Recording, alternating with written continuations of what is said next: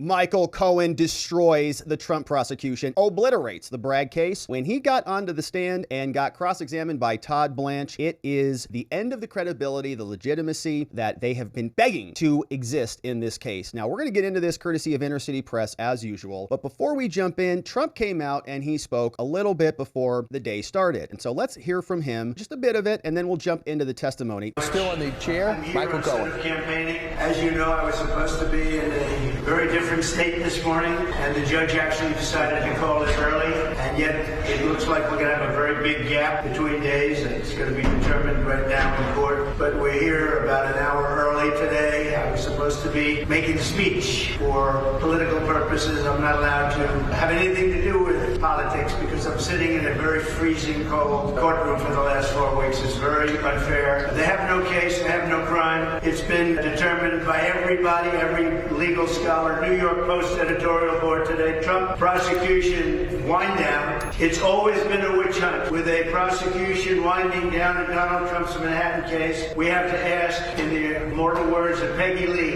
is that all there is? That's the New York Post editorial board. It's become utterly apparent, if that wasn't seen already, that the key elements to any prosecution is missing. The key element is missing, and it says, what's missing? A crime. There's no crime. You know, they go through all this stuff, and there was nothing done wrong. NDAs are perfect. And by the way, legal expenses. You know, we paid a legal expense. You know what it's marked down in the book says? A legal expense. Again, it's not marked down as construction. It's not marked down as sheetrock and cinder block. It's marked down as legal expense. You have a lawyer. Because it went to a lawyer. You pay him a legal expense, and it's covered in the book as legal expense. I had nothing to do with it. A bookkeeper put it down as a legal expense. This is why I'm here, because we called it a legal expense, a payment to a lawyer. All right, so that's the president. You can see here, I think, delivering exactly the truth. Nobody has any idea how this case is legitimate. Even the people on CNN, which we'll get to in a minute, are shocked by how bad this case is, wondering how Alvin Bragg got it this far. So let's get right into the testimony. Of course, you know who is reporting here for us. We're grateful for his work. We wouldn't be able to cover it this way without him. Court's in session. Trump arrived. Blue suit, light blue tie, as we saw. Now, on the police and court officers, they're squawking on their walkie-talkies. Stuff all flying over the place. Someone says protesters heading south on North Center Street. Protesters marching up North Center Street. Copy. Trump whispers in Todd Blanche's ear. Day's about to get started. We're counting down, waiting for the judge to enter the courtroom. And boom, he does. All rise. Clerk of the court says, this is the people of the state of New York versus Donald Trump. Mercan says, good morning, Mr. Trump. Thanks for coming in early here today. Now, it's become apparent that we're not going to be able to sum this up tomorrow. So we're not going to be able to resolve this case here on Tuesday. We were going to have summation arguments, and now we are not. Now, Mercan says, it looks like the evidence is going to end this week, but we're going to have summation arguments on next Tuesday. Prosecutor continues, says, Your Honor, if Mr. Costello testified, then all this is going to be hearsay. And the prosecutor Susan is kind of complaining. We don't have him. He can't come in and testify. So Todd Blanche says, Your Honor, that's ridiculous. This email from Mr. Costello's colleague is literally direct impeachment of Mr. Cohen. It's going to show that he's lying and go to his credibility, and so we can show this. And the government says, no, that's just the opinion of Mr. Citron. It doesn't impeach Michael Cohen at all. And Blanche says, yeah, it does. Are you nuts? It was sent to Mr. Cohen. So obviously it matters. The judge says, well, I'm not going to allow it in. I don't care. Todd says from the defense, Your Honor, the government offered emails to Mr. Cohen, literally just like this one that I'm trying to admit. And you admitted all of those. So admit this one. There's no difference. It's the same thing. The judge says, I don't care. I'm not going to allow it. So deal with it. Defense says, Your Honor, okay, well, how about this? I'll show him the email and then I'll potentially offer it. I'm going to see if he recognizes this. I'm just going to try to get it in through Michael Cohen. And the judge says, well, what are you going to ask him? I'm going to ask if he answered this email. Did you get this email? Did you answer the email? If not, it could be admission by inaction. The judge says, no, not going to allow it. Email's not coming in. So just deal with it, Todd. And he says, here's my ruling also on Brad Smith, by the way. It says defendant Trump proposes to ask him about definitions. So this would be some other expert witness, presumably coming in, called Brad Smith for the defense. The judge says, well, I've thought about this, and I think that Brad Smith would have to interpret federal law, and this would result in the battle of the experts, which could confuse the jury. So the judge says this has already been rejected by federal Judge Lewis Kaplan, and Judge Lewis Kaplan Kaplan, as we know, was on the FTX trial. And Judge Kaplan was also on the E. Jean Carroll case against Donald Trump. So this judge is parlaying and piggybacking off another Trump-hating judge out in the Southern District of New York at the federal court level. So Trump's defense attorney, Emile Beauvais, he stands up. Todd Blanche is trying to get into it with this judge. And Beauvais stands up. He's like, Your Honor, the irrespective rule is critical to the jury understanding the government's charges at the trial. If the FEC wanted to charge him, then they would have charged him, and they haven't. So things changed when both sides submitted proposed instructions on the FECA. And Your Honor has not indicated on instructing on the FECA. And so we don't know what you're going to tell the jury the rules are. So we have to bring in an expert to confirm that there is no violation of federal law. So it's not a good position for a lawyer to be asking questions to the court, Your Honor, but it would help us know how you intend to instruct the jury. We don't even know how to prepare our defense because we don't know what the rules that you're going to provide to the jury are. Like, how do you win a board game if you don't know what the rules are, let alone a jury trial? How do you defend yourself if you don't know what the jury is going to be weighing against each other? Merchan says, well, the way I instructed the jury in People versus the Trump org is how I'm going to do this. Less is better, so that they can, again, pick their own crime. Pick a crime, any crime, doesn't matter. So they'll have total, carte blanche. Just choose from the menu. Merchan says, and by the way, Emile Beauvais, you could have come to me for an earlier ruling. So just relax, okay? Calm down. You could tell Emile was very upset. Your Honor, it's ridiculous. We don't want to question the court, but we can't even prepare. Just relax, okay? I'll let you know at the pre-charge conference what the actual rules are. Okay, sit down. Now, Beauvais says, Your Honor, since February, we've been handling this. I have been here earlier. Now, the FECA is buried under the New York statute election law. So now they're trying to tuck that into New York law. And so we don't even know what we're doing here. He says, well, why don't you make me an offer of proof on that one? Then I'll make my decision and decide accordingly on what I should put in the instructions. So Todd Blanche says, Your Honor, can we approach, please? Trump's sitting at the defense table. Whoa, Alan Dershowitz is in the front row. And so they're having a sidebar. They wrap up some of these preliminaries. Judge says, we're going to take a short break and we'll start at 9:30. We're back from the break. The judge says, before we begin, let us see if we can agree on some of the definitions here and get it to me. So we'll get some of the definitions. What's FECA? What is this rule? And says, we'll get back to it and we'll settle that later. Now, let's get the witness on the stand, please. Defense says, all right, Your Honor. State recalls Michael Cohen to the stand. Michael Cohen comes in. Remember, you're under oath, liar. So I don't care, oath or not. I don't give a crap, whatever you say. Well, oath of whatever. So he's wearing a purple tie. He's sitting up on the bench. Jury enters. Trump's defense attorney, Todd Blanche. He says, hello, Michael. Very nice to see you again. Let's get started. Now, since Thursday, Mr. Cohen, how many reporters have you spoken to since we left? Cohen says, well, I spoke to reporters, of course, but I didn't talk about this case. Well, this year, Michael, how often have you spoken with the prosecutors in this case? He says,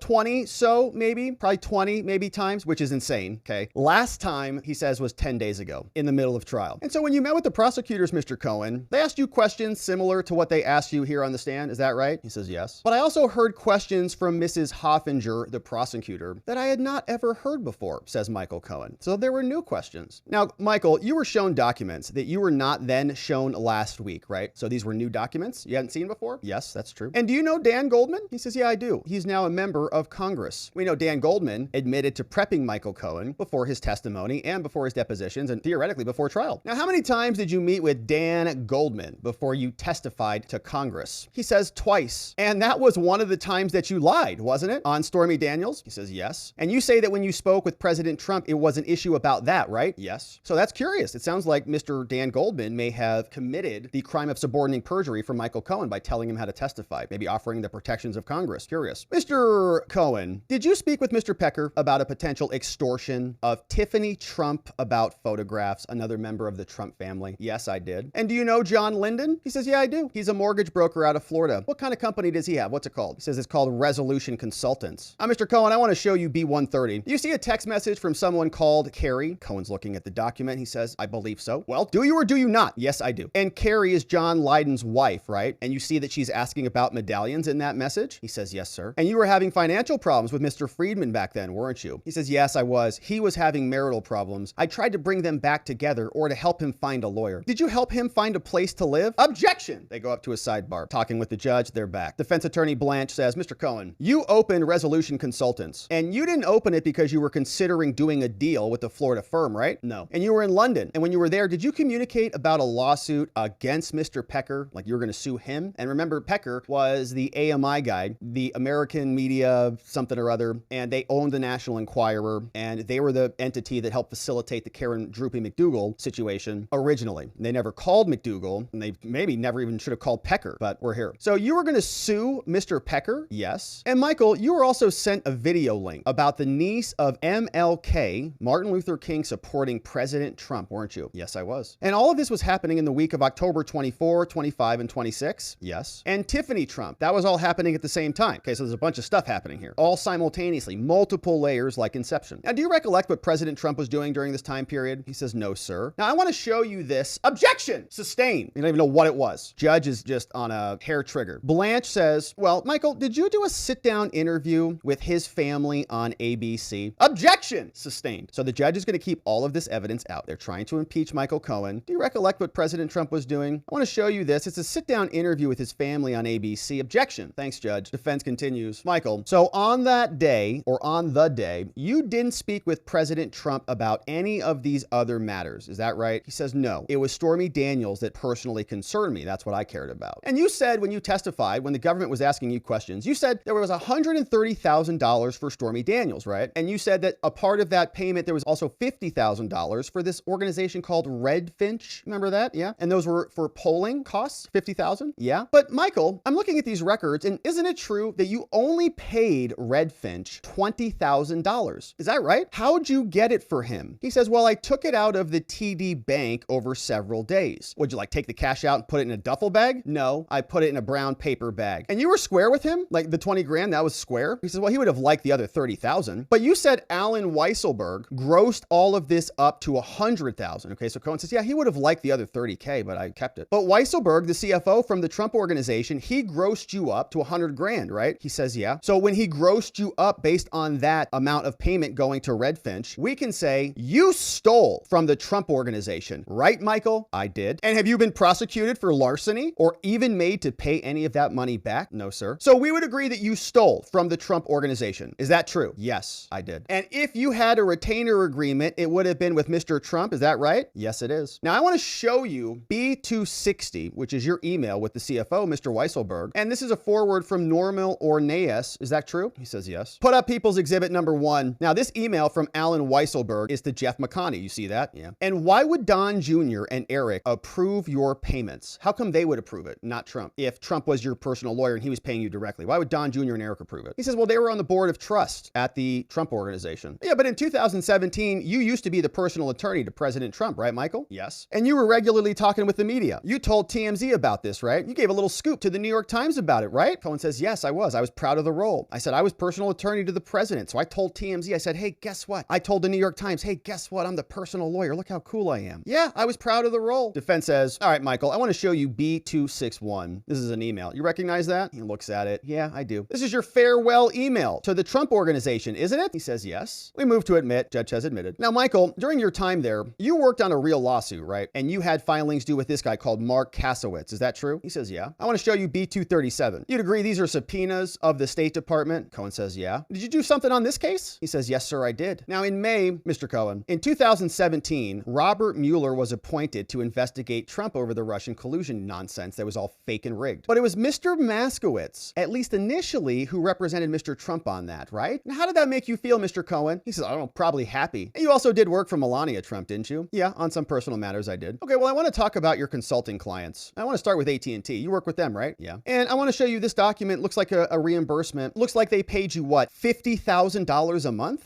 Whew. For how long did they do that? He says for 1 year. You know, it's consulting and advisory work for AT&T. It's probably why your calls drop all the time. Michael Cohen was on the case.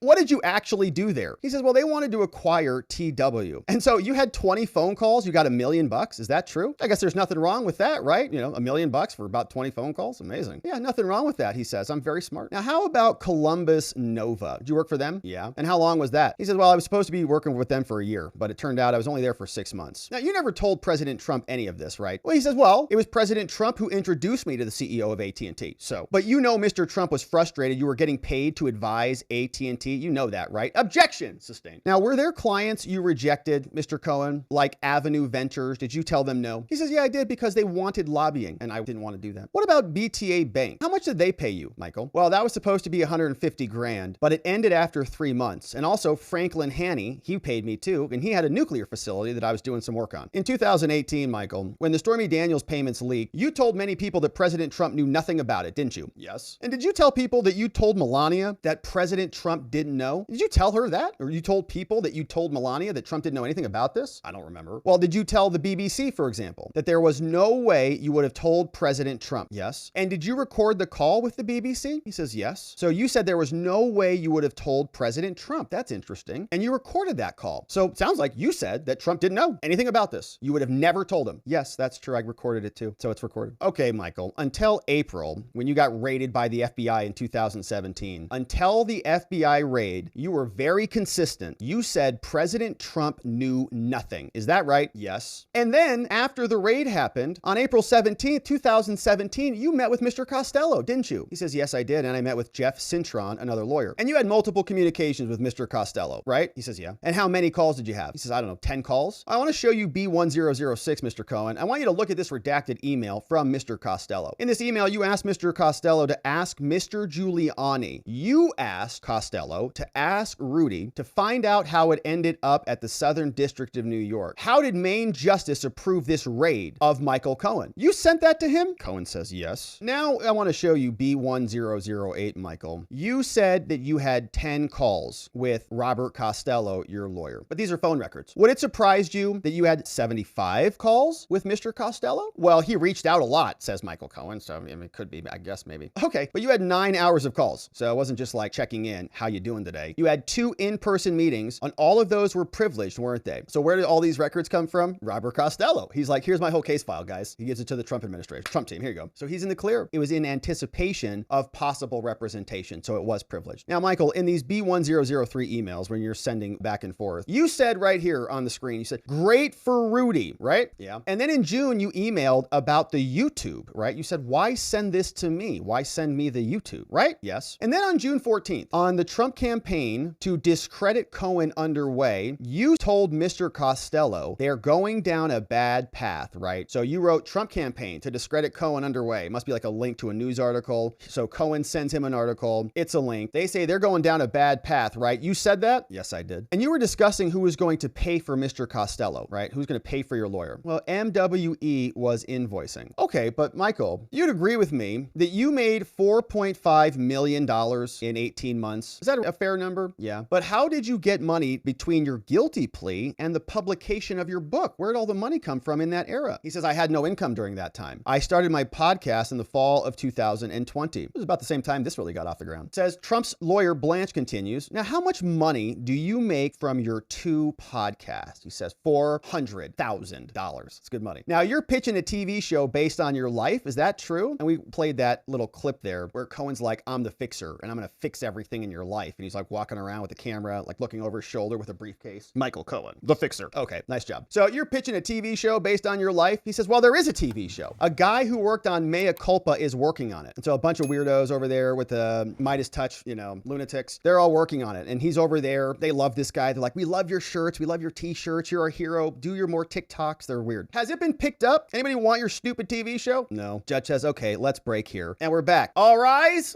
Again, all right for this judge. Judge comes in. We're back. Todd Blanche, the defense attorney's back up. Michael Cohen's on the stand. He says, Mr. Cohen, the show, you're the fixer show. How long have you been helping to pitch this show? He says, I don't know, 3 months or so. Oh, good. Time right with the trial. Perfect. And are you writing a 3rd book? He says, I'm considering it. His first book got like 2 million. And you're also considering running for Congress? Is that true? He says, yes, I'd fit in great. And so based on the daily attacks on President Trump, is that why you're going to run for Congress? Like that's your mission? He says, no, not on Trump because it's based on my journey. I think I'd be a great congressman. It's full of liars, so I'd fit right in. Okay, Michael. Now, the Stormy Daniels payment was 130 grand, right? And you paid Red Finch 20 grand, right? Yeah. And the rest is a gross up. And there was also a $60,000 bonus that you claim Mr. Weisselberg said you got. So you got a bunch of money, right? Yes. Now, at the Trump organization, you also made 500 grand a year, didn't you? Yeah. And since then, you've made much more, right? Yes, I have. The TDS money is thick. The left has tons of billionaires and millionaires. They just dump money hand over fist because they have no real purpose or meaning in their lives. So they just keep dumping into political consequence because that's really what makes them feel good and valuable in this world. It's like, come on, guys, do something with your life. I don't care how much money you have. Okay, so yes, Michael Cohen. Yes, I did. I was making 500 grand a year. And do you have a financial interest in the outcome of this case? He says, yeah, I talk about it on my podcast on TikTok and I earn money there when I do little emoji dances. So Mr. Cohen, you stand to make more money if President Trump is convicted. Is that true? He says, no, actually, I think I'd make more if he's not convicted. It'd give me more to talk about. And of course, he could just keep pumping the lefties for that rage pellet. He escapes again. Subscribe to my podcast. Buy my next book. look, the walls are closing in. Yeah. So you're willing to lie out of loyalty? Is that true? Objection! Sustained. Michael, you claim to have a specific recollection of these various phone calls with President Trump. Is that right? He says, I do. No further questions. So we're done. Michael Cohen just admitted to lying multiple times, says he literally stole from the Trump organization and that he's got a lot of animus. He was making millions of dollars off this little grift, and he is now done with the cross. We get a redirect. So the government prosecutor is back up. Before they do that, Susan Hoffinger, the prosecutor, says, Your Honor, may we approach? They go up, talk to the judge. They're back. Hoffinger continues. Mr. Cohen, did you testify truthfully in Congress in 2019? He says, I did. I thought he said 2017. So in 2019, I was truthful. Now on the call with President Trump, this is the government, you said you didn't have a specific recollection about other matters. But is it possible that they were? He says, yes, that there were other matters. Yeah, it could be. And she's trying to rehabilitate him. In October, Michael, in 2016, were you too busy to finalize the terms of paying Stormy Daniels? He says, no, sir, no. Or sorry, no, ma'am. Did the $420,000 have anything to do with the work you did for Mr. Trump? He says, no, all Stormy money. Well, I want to ask you about Redfinch. We know he stole money from them. What was that work for? Well, Redfinch, Cohen says, was to create an algorithm to have Mr. Trump raise in a poll of businessmen on CNBC into the top 10. So Redfinch acquired IP addresses until Mr. Trump was number 9 or something. What? So they're buying a bunch of bots to vote in a poll or something? So they're going to create an algorithm, AKA have a bunch of bots. It's just a bot farm. So Cohen is paying them back for that. 50 grand for that? All right. So, and then Mr. Trump wouldn't pay for that. So Mr. Trump kind of was instructing you to not pay. Is that right? Yes. Okay, but you got the money anyways, didn't you? Yes. And so that extra $30,000, Michael, that you never reimbursed Redfinch for, why did you keep it? Michael says, well, I was angry because of the reduction of my bonus. It was almost like self-help, you know. I had laid out money to Redfinch and I deserved that money and Trump didn't give me the same bonus and so I just took it. Now the letter to the FEC they offer as People's 201. Objection. Beauvais carries a binder. Government says, now you wrote, Mr. Cohen, that the payment does not constitute a campaign contribution. You wrote that in your letter. Was that not true? He says it was not true. And the judge chimes in, jurors, Mr. Cohen's guilty plea is not in evidence, so that's not part of this case. Mr. Cohen, did Mr. Trump approve these false statements that you wrote? He did, yes. And this says, client says, thanks for what you do. Yeah, it was about that. Mr. Cohen, they said this NDA was perfectly legal. Was this NDA perfectly legal? No, ma'am, it was not. Did you plead guilty for your involvement in this NDA? Yes, I did. Now, I know you may feel like you're on trial here, Mr. Cohen, but are you? He says, yes. And how is this different than 2018 when you lied through your teeth? He says, well, back then, here, now today, my wife is not being threatened. And she was being threatened back then by the DOJ. So now I'm telling the truth is the implication. So your invoices were also false, weren't they, Michael? Yeah, they were false. And the stub was false too, right? These are the different charges. He's now going back to the criminal elements. They say there's 34 counts of false business records. Cohen's invoices were false. The checks were false and the pay stubs were false, times 34. Now you didn't hire Mr. Costello, right? No, I did not. I did not trust him. He kept invoking Mr. Giuliani and I felt anything I told him was going to go to Rudy and then it was going to go back up to President Trump. Now, is this your waiver of attorney-client privilege in 2019? He says, yes, it is. Now, when you sought early termination of supervised release, Michael Cohen's still on probation. How did the Google Bard cases get in? Remember, Michael Cohen went on Google Bard and he's like, find me cases that say I can get my probation terminated early. And it spit out the most made-up cases you've ever seen. It's like Cookie Monster versus Elmo, Southern District of New York, 2019. You know what? That's a weird case. Like anybody who saw it would go, those are clearly not real. But Cohen's like, perfect, copy paste, put that in the motion. They filed it. He says, well, I searched for cases in the New York State Second Department. What? No, you didn't. It's Google Bard. I guess he's just searching for it. So he says, I searched for it and it spit out some bad cases and I put them in there. So it was just a simple mistake. I'm not dishonest. Judge says, all right, we're going to break early for lunch here. We'll see you back here at 2:15. And so the jury now exits. Now, before the attorneys break for lunch, judge says, all right, let me hear from the people. What do you guys have to say about this? And government says, Your Honor, we have these photographs from October 24th, 2017. And it shows Keith Schiller and President Trump together. Keith Schiller's the bodyguard that apparently Michael Cohen called. And Cohen said that he talked to Keith Schiller about Stormy Daniels. We know, however, that the phone call was actually related to Michael Cohen being harassed by a 14-year-old kid who was texting him, and Cohen didn't know how to deal with it. So he's like, like, Keith Schiller, help me, please. Phone call was like 96 seconds, give or take, and Cohen apparently had enough time to ring Keith Schiller, get Trump, hand the phone to Trump, talk about multiple things, including the prank call and Stormy Daniels, all in 96 seconds. Shocking. And says, Your Honor, the witness has ID'd the parties. So we have these two people, so they're now showing a photo, they're together. Ah, they are together, so maybe Schiller did hand the phone to Trump. Defense says, Your Honor, we argued about the topic of the call to Keith Schiller. These are hearsay photos. They say that they are going to have a paralegal say that they Googled it or something. Wrong. It says, but didn't the C-SPAN witness lay the foundation for this? The judge is like, well, we can still get it in because we already had the C-SPAN here person first. He says, no, Your Honor, sorry. The rules of evidence applied. So no, that's not the foundation for that. That's a different, we need someone else to come in and lay foundation for a different purpose. Government says, Your Honor, we have a right to show that President Trump's speech ended at 7:57 p.m. And then we can show that this photo is of them. The judge says, well, you know, that C-SPAN witness that we had here earlier, who was also laying foundation for other items, it was pretty detailed, says the judge. I don't know. I think maybe we can get it in through that witness. But what would the paralegal say? Prosecutor says, well, they would just say that they went to C-SPAN's website. And, you know, but if you want to see the C-SPAN person, like we could fly the C-SPAN witness in, like we'll get him here today, like now. And the defense says,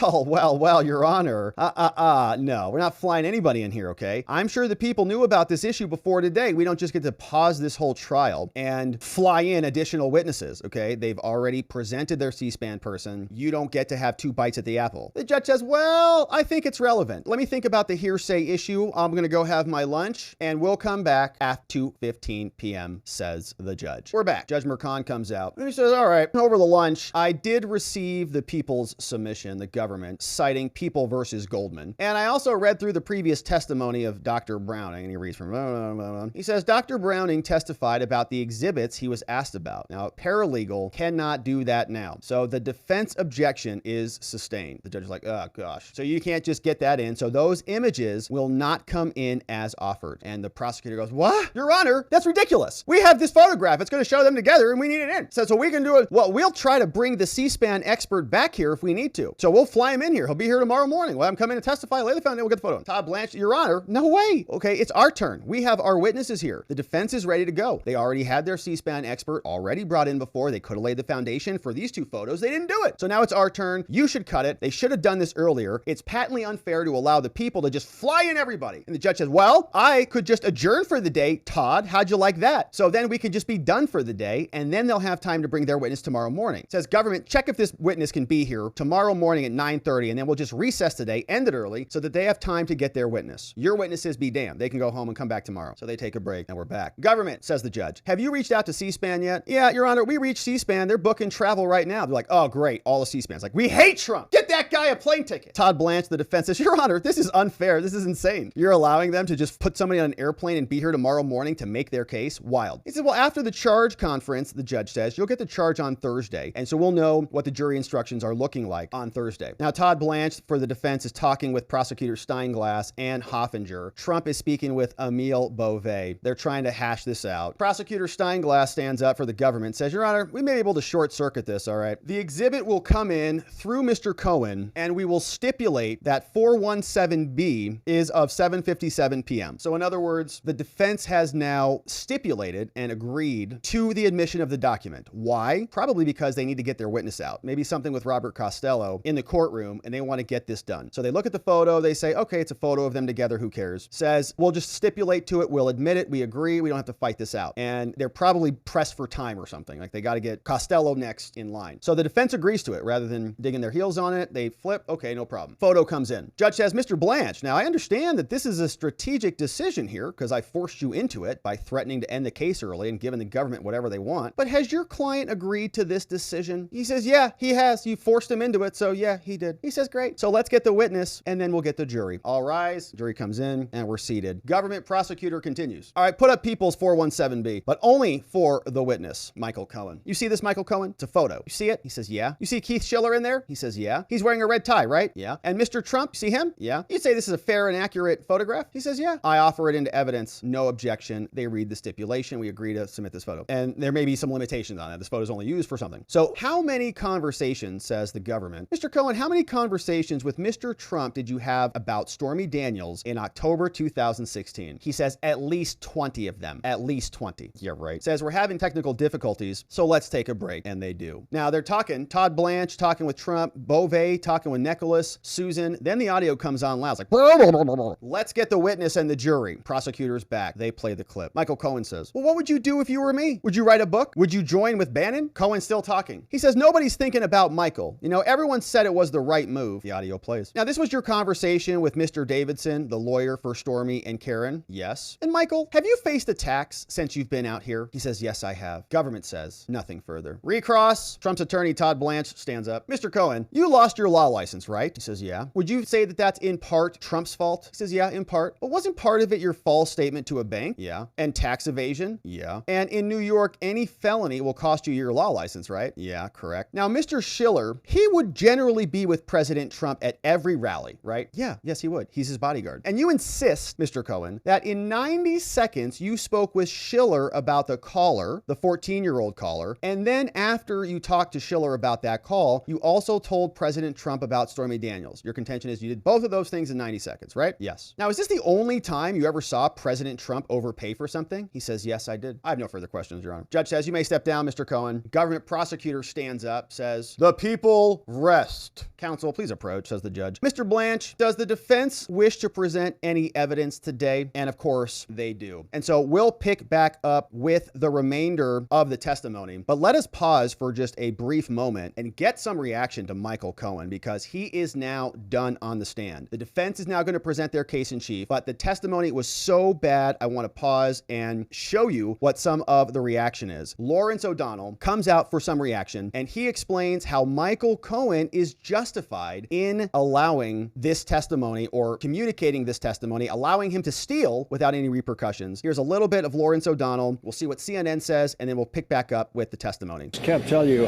just how stunning it was, because it's the thing that I was waiting for. I saw everything Todd Blanche. I've seen every minute of cross-examination. I've seen every single question he's asked. And he sat down and ended his cross-examination without asking a single question about the $130,000 that appears on the Alan Weisselberg notes about how they were structuring the payment to Michael Cohen. He asked about the $50,000 that's irrelevant to the $130,000, and that's where he very effectively got Michael Cohen to agree that yes, he stole $30,000. Later, when Cohen was asked about that on redirect by the prosecution, it didn't really sound like stealing $30,000. It sounded a lot like Michael Cohen doing the little that he could within that calculation to rebalance bonus he thought he deserved, and it still came out as less than the bonus he thought he deserved and the bonus he'd gotten the year before. But to go back to the $130,000. Okay, so Michael Cohen didn't get paid enough, and so he was justified in taking that extra $30,000 away from the people who earned it. Now, CNN, a couple short clips, very, very shocked by what's happening. You can see this clip came over from our friend Johnny Maga, great follow on X. Listen to the conversation on CNN. But this is significant because they appear to have caught Cohen in another lie, and this would be a lie to the other person who is allegedly part of this conspiracy, Alan Weisselberg, who prosecutors have chosen not to call because they believe that he would not testify, that he would plead the fifth. The judge has urged them to bring him in anyway. They have not done that. So Blanche, once again, now focusing on the retainer agreement. What this also does is it puts the onus on Michael Cohen. It was Michael Cohen who arranged this scheme, the repayment scheme. If he's the one fudging to Alan Weisselberg and lying about this and twisting that, it puts more of it on him than either Weisselberg or certainly on Donald Trump. And so far, there is no direct link proven beyond a reasonable doubt to the defendant in this alleged conspiracy. There is a lot of evidence that has been presented. There's testimony from Michael Cohen. There's testimony from others about conversations. But that is the goal of the defense team. And this right here, this line of questioning, so far, they have established that Cohen may have lied in order to get some of this money. Brutal. Okay, even CNN is saying it. And Jake Tapper had his entire heart broken after Cohen's testimony ended. Here is what he said. This was Jake Tapper reeling from the pain of Cohen's testimony. Yeah, no, it's fascinating stuff. And I have to say, I'm still kind of reeling from the revelation that Michael Cohen stole money from the Trump organization. And that wasn't, at least to my knowledge, that the prosecution did get that out earlier, because it's not as though the prosecution is going to be helped by further evidence that Michael Cohen is a shady character.